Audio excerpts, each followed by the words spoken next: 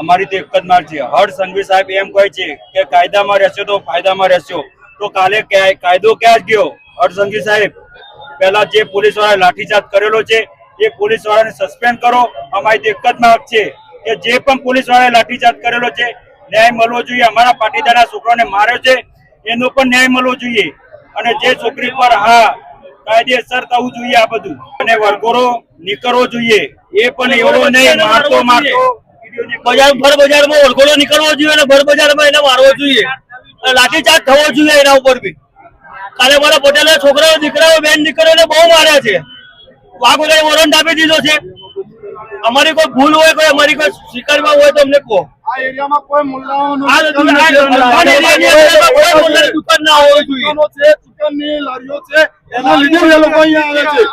આ એરિયામાં જે મુસલમાનોની દુકાનો છે બજારમાં એને મારો, અમારે એક જ માંગ છે બસ. અમારી તમામ માહિતીથી અપડેટેડ રહેવા માટે જોડાયેલા રહો ત્રિશુલ ન્યૂઝ સાથે.